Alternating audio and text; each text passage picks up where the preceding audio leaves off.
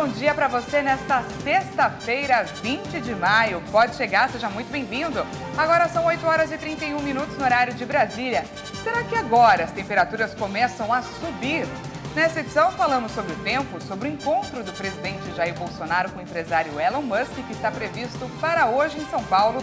E olha só, a taxa de abandono escolar no ensino médio na rede pública mais do que dobrou em 2021. Nos destaques internacionais, a gente traz os desdobramentos do caso do jovem que matou 10 afro-americanos em um ataque racista nos Estados Unidos. O presidente Jair Bolsonaro e o empresário Elon Musk se encontram hoje em São Paulo.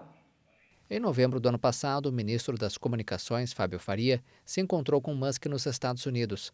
Na época, o governo brasileiro iniciou conversas com o dono da SpaceX para uma parceria que fornecerá internet via satélite para o interior da Amazônia e ajudará a monitorar o desmatamento ilegal na região. A fonte da presidência não divulgou detalhes da reunião entre o presidente e Musk. Mais cedo, Bolsonaro havia dito que está planejando o encontro reservado em São Paulo com uma pessoa muito importante e reconhecida em todo o mundo. Ele vem oferecer sua ajuda à nossa Amazônia, disse o presidente em sua transmissão semanal nas redes sociais, sem citar nomes. A SpaceX é a empresa do bilionário que fabrica sistemas aeroespaciais, transporte espacial e comunicações, incluindo o projeto de satélites de baixo custo para integrar sistemas de internet chamado Starlink. E a gente traz para você os detalhes desse encontro e os desdobramentos dele ao longo da nossa programação. E o ministro da Economia, Paulo Guedes, afirmou nesta quinta-feira, durante um evento em São Paulo, que o Brasil já passou pela pior etapa do período de inflação. Ele também prevê que a economia do Brasil vai crescer mais do que o esperado. O ministro da Economia, Paulo Guedes, falou nesta quinta-feira a um grupo de investidores em São Paulo sobre as perspectivas econômicas do Brasil. Guedes revisou para cima a sua projeção para a inflação oficial neste ano, medida pelo Índice Nacional de Preços ao Consumidor Amplo. Segundo a nova grade de parâmetros macroeconômicos da pasta, a estimativa para a alta de preços em 2022 passou de 6,55% para 7,90%. Um pouco mais cedo, o ministro afirmou que o Brasil já saiu da tormenta da inflação, diferentemente dos países desenvolvidos que demonstram a aceleração dos preços. Por outro lado, horas depois da declaração, o próprio Ministério da Economia anunciou um aumento de 6,5% para 7,9% da estimativa da inflação oficial para este ano. Caso as previsões do governo e do mercado financeiro para a inflação em 22 sejam confirmadas, esse será o segundo ano seguido de estouro da meta de inflação, já que em 2021 o IPCA somou 10,6%, o maior desde 2015. De acordo com Paulo Guedes, o país segue em recuperação consistente. A melhora no desempenho do PIB brasileiro tem ocorrido pela retomada no setor de serviços e a ampliação dos investimentos, o que se reflete na recuperação do mercado de trabalho. As moedas latino-americanas desvalorizaram mais de 30% frente ao dólar nos últimos 10 anos. É o que aponta um levantamento da Casa do Investidor. O real desvalorizou 61,95%, ficando atrás apenas do peso argentino, que caiu 96,20%. A crise causada pela Covid foi um dos fatores externos que gerou grande impacto, uma vez que os investidores procuraram por moedas mais seguras, como a dos Estados Unidos, por exemplo. Nos últimos 5 anos, o real, que estava se desvalorizando contra o dólar, deu uma guinada. E neste ano se valorizou 10,1%. O homeschooling, que é o projeto de educação domiciliar, foi aprovado nesta semana na Câmara depois de meses de disputa. Mas a expectativa é de que ele não tenha uma rápida tramitação no Senado, já que a proposta envolve questões polêmicas. Vamos conferir na reportagem do Almeida Júnior. César é professor de matemática e durante a pandemia da Covid-19 assumiu as aulas das filhas em casa. Segundo ele, o ensino domiciliar pode dar liberdade para que os familiares possam escolher o melhor método de ensino para os filhos. Por melhor que seja a escola, e bons professores, tá bom? Sempre que tem boas escolas, bons professores, tinha hora que a criança só ia conseguir entender na hora que eu sentava e explicava para ela. Isso em todos os assuntos, português, matemática, eu sou especializado em matemática, mas também português, às vezes ela só conseguia entender quando eu mesmo ia lá e explicava para ela. A educação domiciliar é uma reivindicação relativamente antiga de diferentes grupos de pais e educadores que defendem que o Brasil siga o caminho de países como os Estados Unidos, onde há leis que permitem que crianças possam ser educadas fora do ambiente escolar. Em 2019, o assunto foi incluído como um tema prioritário da agenda do presidente Jair Bolsonaro. A pauta ganhou fôlego durante a pandemia de Covid-19, quando milhões de estudantes em todo o país passaram a estudar de forma remota. O pai que se dispõe a fazer, né, ele vai ter atrás de uma estrutura, e eu acho que esse pai, com certeza, vai se dedicar a ponto de não prejudicar a qualidade da educação.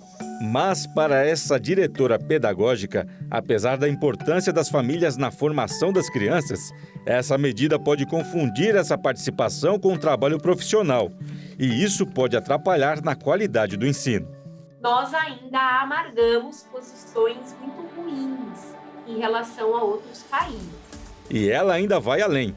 Caso essa medida seja aprovada, o profissional de educação pode ser ainda mais desvalorizado no Brasil. Assim como a gente não recomenda que as pessoas se automediquem, a gente também não deveria estimular uma autoeducação, ainda mais feita por pessoas bem intencionadas, que são pais, mães, cuidadores, contudo não são profissionais na área. E olha só esses dados, o INEP divulgou o Censo Escolar da Educação Básica 2021.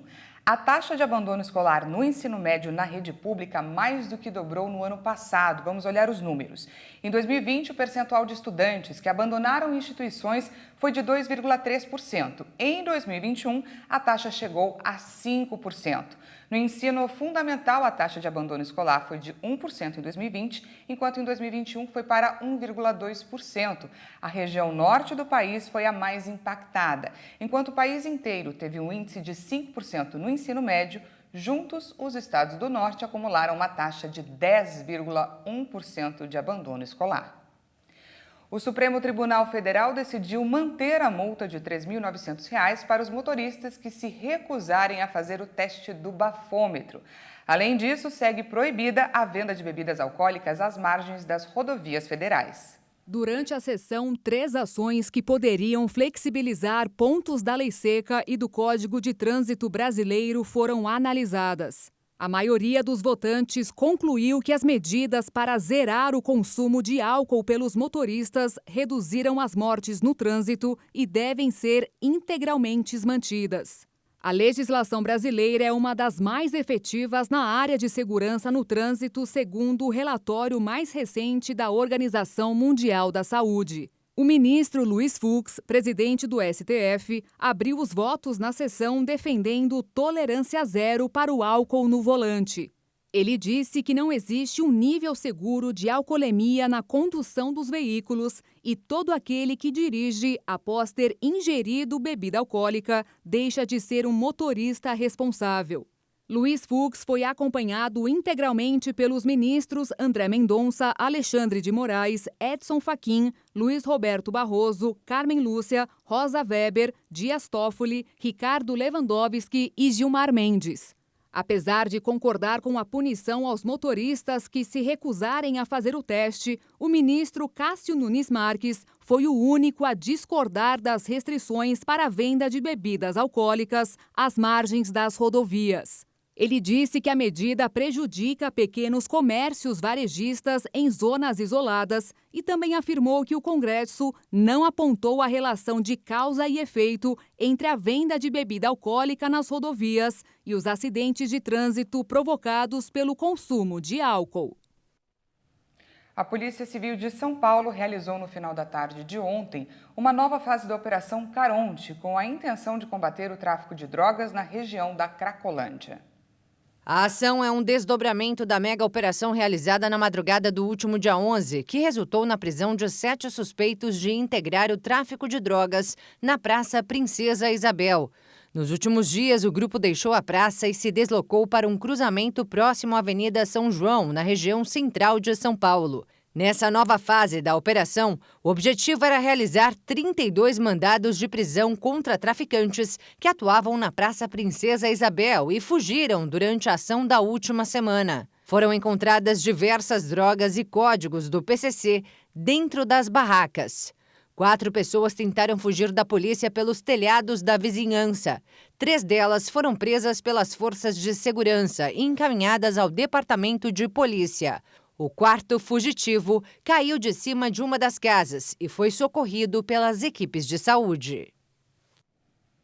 E vamos falar sobre o tempo. Santa Catarina amanheceu mais um dia com temperaturas negativas. De acordo com dados do órgão que monitora o tempo no estado, Urupema registrou 5,13 graus negativos às 5 horas da manhã desta sexta-feira. Os termômetros de ao menos 15 municípios do Norte, Oeste e Serra ficaram abaixo de zero. Em Bom Jardim da Serra, a mínima foi de 1,4 graus negativos. E no centro do município, conforme estava previsto, houve formação de geada. E olha, ao longo da manhã, as temperaturas podem cair ainda mais.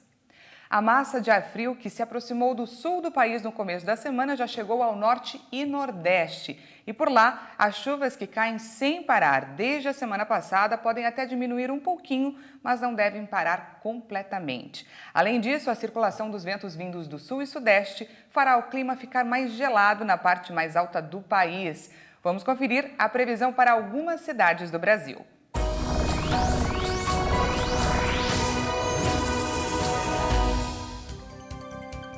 Começando aqui por São Paulo, temos uma boa notícia. A capital deve registrar um leve aumento de temperatura nos próximos dias. Hoje, a máxima é de 19 graus. No sábado, ela pode chegar aos 21 e no domingo, a máxima prevista é de 22 graus. E vamos falar sobre a previsão da cidade de Urupema, em Santa Catarina, que tem enfrentado essas temperaturas mínimas abaixo de zero. Hoje, a mínima é de 2 graus negativos, podendo chegar até no máximo 13 graus. No sábado, a mínima prevista é de 4 graus negativos, com máxima de 14 graus. E no domingo, a mínima é de 2 graus negativos e a máxima de 15 graus. E falamos também de Brasília, onde o tempo volta a ficar um pouco mais quente, com máxima de 22 graus nessa sexta-feira.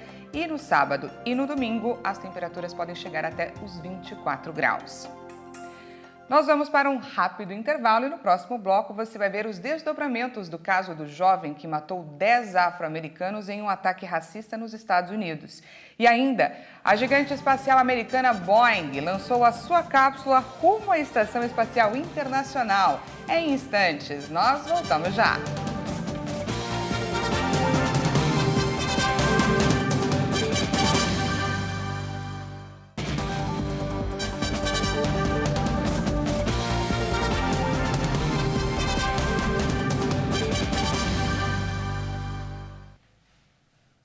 Seja bem-vindo mais uma vez, estamos de volta ao vivo, agora são 8 horas e 47 minutos no horário de Brasília. Seguindo nos destaques internacionais, um tribunal de Buffalo determinou que Peyton Gendron siga preso preventivamente durante a investigação do crime. O jovem acusado de matar 10 afro-americanos e ferir outras 3 pessoas em um massacre com motivação racista. O jovem se declarou inocente da acusação de assassinato em primeiro grau. As autoridades estão considerando acusá-lo de crimes de ódio e terrorismo também. A próxima audiência está marcada para 9 de junho. Armado com um fuzil AR-15, Gendron preparou o ataque com antecedência. Ele postou um manifesto de 180 páginas nas redes sociais em que se declara fascista, racista e antissemita. O crime foi transmitido ao vivo pela internet. Gendron escolheu o supermercado Tops por estar localizado em um bairro de população majoritariamente negra. A tragédia é um dos piores massacres racistas da história recente dos Estados Unidos.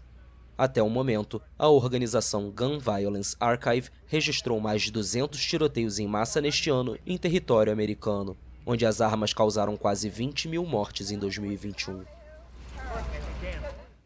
Juan Carlos I retornou à Espanha.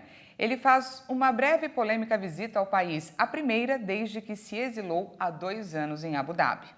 Embora todos os processos contra o ex-monarca de 84 anos tenham sido arquivados, as revelações sobre a origem obscura de sua fortuna prejudicaram seriamente sua imagem. Juan Carlos tinha uma biografia apreciada por seu papel na transição para a democracia após a morte do ditador Francisco Franco em 1975. O avião privado em que viajava o ex-chefe de Estado pousou no aeroporto de Vigo, no noroeste do país. Na próxima segunda-feira, ele vai viajar a Madrid para encontrar sua esposa, Sofia, seu filho, Felipe VI, e sua família, antes de voltar para Abu Dhabi, onde se instalou em agosto de 2020. Seu retorno é motivo de polêmica, particularmente entre as forças políticas. Embora o presidente do governo socialista, Pedro Sánchez, tenha mantido discrição sobre a viagem, se opôs, segundo a imprensa espanhola, a que Juan Carlos I passasse a noite no Palácio de Zarzuela, de Madrid, por ser uma residência oficial. O primeiro-ministro do Reino Unido, Boris Johnson, se livrou de receber mais multas após a polícia do país encerrar as investigações sobre os casos das festas realizadas no gabinete do premier durante a pandemia. Nesta quinta-feira, a polícia britânica encerrou a investigação sobre as festas realizadas no escritório do primeiro-ministro Boris Johnson em Downing Street. Ao todo, a polícia emitiu 126 multas relacionadas a 8 eventos que foram realizados entre maio de 2020 e abril de 2021. As festas ocorreram no momento em que diversas medidas de bloqueio haviam sido tomadas pelo governo britânico para evitar a propagação do coronavírus. Durante todo o período de investigações, o primeiro-ministro enfrentou pedidos generalizados de políticos da oposição e alguns de seu próprio partido para que ele renunciasse devido ao escândalo. Johnson afirmou inicialmente que não houve festas ilegais e que todas as regras foram seguidas. Mas desde então, ele ofereceu uma série de desculpas, embora tenha rejeitado pedidos de renúncia e negado ter cometido conscientemente qualquer irregularidade. A polícia britânica disse que a investigação examinou 510 fotos e 345 documentos. Das 126 notificações emitidas, 83 pessoas foram multadas. E agora vamos falar de coronavírus. Pelo 8º dia seguido, o Brasil apresenta tendência de alta nos números de infectados pela Covid. Foram mais de 10 mil novos casos e 114 mortes pela doença em 24 horas. Vamos conferir os números da pandemia. O Brasil confirmou mais 114 mortes por Covid-19 em 24 horas. O total de óbitos pela doença desde o início da pandemia já chegou a 665.433. Também foram registrados 10.415 novos casos de Covid-19 em um dia. Ao todo, já são 30.752.226 diagnósticos confirmados. A média móvel de mortes chegou a 111 vítimas diárias. A curva apresenta tendência de alta, com uma variação de 16% em relação a 2 semanas atrás. A média de casos na última semana foi de 16.157 registros por dia. Os dados mostraram uma tendência de alta, com uma variação de 20% em relação a 2 semanas. O assunto agora é a vacinação contra o coronavírus aqui no Brasil. O país já aplicou mais de 436.936.000 doses de vacinas contra a Covid. Vamos ao nosso vacinômetro.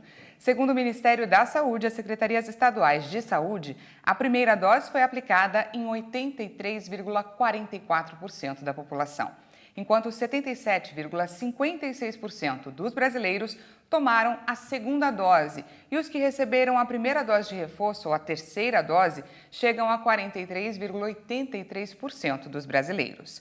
Como vocês puderam ver, a vacinação de adultos contra a Covid está estagnada, tem avançado muito pouco. De acordo com o último boletim da Fiocruz, a desaceleração pela procura da terceira dose preocupa principalmente porque a vacinação é a principal ferramenta no controle da pandemia neste momento de suspensão da obrigatoriedade do uso de máscaras. E o Congresso Nacional promulgou nesta sexta-feira a lei que autoriza o governo federal a doar vacinas contra a Covid a outros países afetados pela pandemia. A promulgação, assinada pelo presidente do Congresso, senador Rodrigo Pacheco, indica que as doações serão feitas pelo Poder Executivo, com o intermédio do Ministério da Saúde. A pasta, que é chefiada pelo ministro Marcelo Queiroga, será responsável por definir quantos imunizantes serão doados e para quem serão enviados. E o Itamaraty deve ser consultado perante este processo de decisão. E mudando de assunto, a gigante espacial americana Boeing lançou ontem a sua cápsula rumo à Estação Espacial Internacional em um voo de teste-chave não tripulado após anos de falhas e falsos começos. Foi realizado nesta quinta-feira o lançamento a partir da base de Cabo Canaveral, na Flórida, da cápsula Starliner da Boeing. O planejado é que se acople à Estação Espacial Internacional dentro de 24 horas. O voo teste não tripulado ocorre após anos de falhas e falsos começos. O objetivo é determinar se a cápsula será capaz de transportar humanos. Já tinha sido testada, mas sem sucesso em 2019, quando a nave teve que retornar à Terra antes do tempo, evitando uma catástrofe. Depois, em agosto de 2021, um novo teste teve que ser cancelado pouco antes do lançamento devido a um problema de válvulas detectado durante as verificações finais. A Boeing tenta voltar à concorrência com a SpaceX para servir de táxi espacial para a NASA. A SpaceX do bilionário Elon Musk já realizou com sucesso seus próprios testes e começou a transportar astronautas da NASA em missões regulares. Depois de ficar fechado por 6 meses durante a pandemia, o ALMA, que é o maior radiotelescópio do mundo, localizado no norte do Chile, busca dobrar a sua capacidade de capturar imagens do universo até 2030.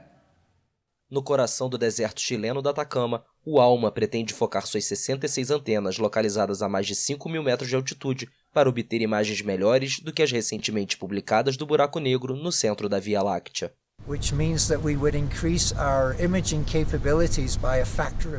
Dobraríamos nossas capacidades de imagem, de modo que os tipos de imagem que vimos na semana passada seriam mais sensíveis e densas e, portanto, teriam mais detalhes, para que pudéssemos entender mais sobre o buraco negro.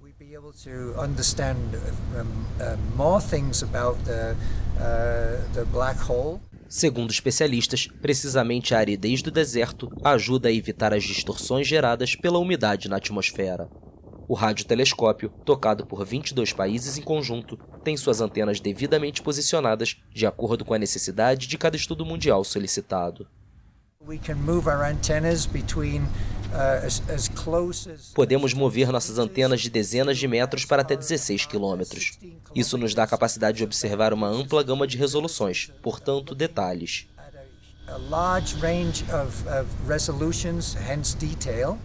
As antenas, que se destacam no alto da Cordilheira dos Andes, foram construídas em conjunto pelo Observatório Europeu Austral, a Fundação Nacional de Ciência dos Estados Unidos e os Institutos Nacionais de Ciências Naturais do Japão.